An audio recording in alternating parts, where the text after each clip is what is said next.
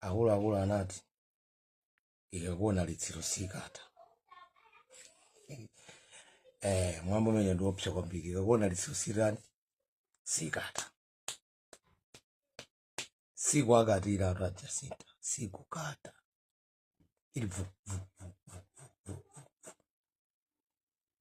Pakati pa Jacinta, pakela mtakati, ngizwe nsunu, tsunu. Onsewa ndantu ipakoka. Kumoyipitsitsa ndi Zimayuja. Zimayuja ndiye ndiwoyipitsitsa wopya.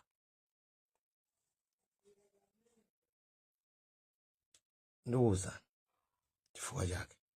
Amala zanga viva Malawi, viva BNP, viva Malawi, viva APM Nkulukuta Moyo, viva Malawi, viva. Ina mumadana azoe samachwe Nkulukuta Moyo, musamachwe APM akuluakulu. Nkulukuta Moyo mufune musafune the president wathu wa dziko la Malawi. Andifeyo a PMP tili pano kugwira naye ntchito. A PMP tili pano kugwira naye ntchito. Nkulukuta Moyo wathuyo chifukwa amalawi ambiri afika ku Malawi through Nkulukuta Moyo government, through manana government organization, through amalawi akufuna kwabwino. Ndifeyo timamikira wina aliyense amene akuthandiza Malawi, wina aliyense amene akupangisa kuti Malawi amve kukoma. Chifefe ntchito tili pano ndi Malawi akhale munthu amva kukoma, home and abroad. Siri kusiya kuyambira mudziko paka nakuna kuli konse kumene kuli Malawi. PMP patsogolo, Malawi patsogolo, ndi ntchito yathu. Akwakulosa kuteza nthawi makhala mukumva kuti masiku amene sayamba kulumana zikawinga zijo zipana. Akuluakulu anthu aja kugadula anusali masewera ndipo sadati. Okay, chimene chamba kuvuta sipo zambiri koma ndingokamba zochepa zimene zapangitsa chibwirikiticho chifikepo. Anthu analongaluka nakale underground koma chigumu chinangoonekera chapano pamene chaonekerano kung'ambika pamwamba kuti chapsa. Angizi aphakira nthakati iwo ajamalinda insizwa kamatero group yawo ija ntchito yake akuti to groom men, kwapanga achinyamata kukhala ngati azibambo, aziganiza ndi kuchita ngati azibambo. Ndiwa zachikhalidwe ophunzitsa azibambo anyamata kukhala ndi chikhalidwe cha mtundu wawo wa mazulu. Amakhala ndi boot camp, akati boot camp amakhala ambira ku camp makaphunzitsa anyamata aja chikhalidwe ngati kujando kanti ngati ujando kanti ngati munthu chinamwali tingani kuti chana I don't know koma nkhani yake makhamene. Ye uja ndi gulu lakelo akuti yeyo wakhala ndi gulu lakelo cha for 12 years. Chaka chino cha number 12. Koma simunamumvepo for 12 years akunena kuti for 11 years akunena kuti obwera azipita kapena uthamangisa ife situfuna obwera azipita. Amapanga zakezo.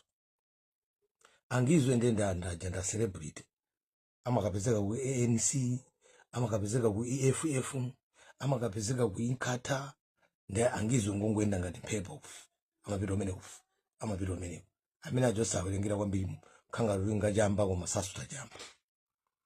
Ndiye kubwera no mayi yuno mfiti ekulu machani machi cholinga cha machani machi chinali chothamangitsa anthu obwera ndipo ndi chothamangitsa anthu obwera. Ndi cholinga chachani cha machani machi gulu la Zimayuja Jacinta. They are centered kuthamangitsa anthu obwera akuti immigration policies, border chani management zambirimbiri. Go yawe waja ndi kuti obwera wina alise achoke mdziko. Ndi Mayuja pamene angizwe aja amangopanga zawo zopenga. Ndi Zimayi yuno yake yothamangitsa anthu obwera itamba kukolera. Ndi pamene no anyamata wazajoyina. Chimene anajoyinira anyamatawa ndi chokuti iwowa anyamatawa they were makamaka aphakira nthakati is well organized ndi group yake. That's why amanena kuti naye akani control 5,000 men. Yes, mumaona matching muja akangweka ndodo yake ngati iyi pansi chonchi anthu saja makhala pansi.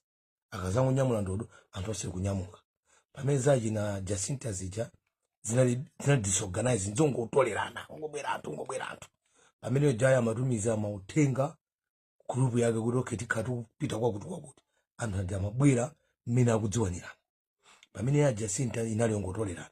Da Jacinta analowetsa nyamata ngroup mwake pono they are well organized. And muzaone yaji naphakira Nthakati onse amavula malaya palibe amavala za machani machi. Onse amazola vula malaya kuenda pene pachaka pena vala zovala zawo koma zindodo anyamula. Nde pavutano apa nkulimbirana mphamvu. Maona? Phakira dayambaso kuti okay obwera zipita. Koma muzimuona ano kuti iye ujayo mmene amachitira ndimuoneka kuti game isi yake ya.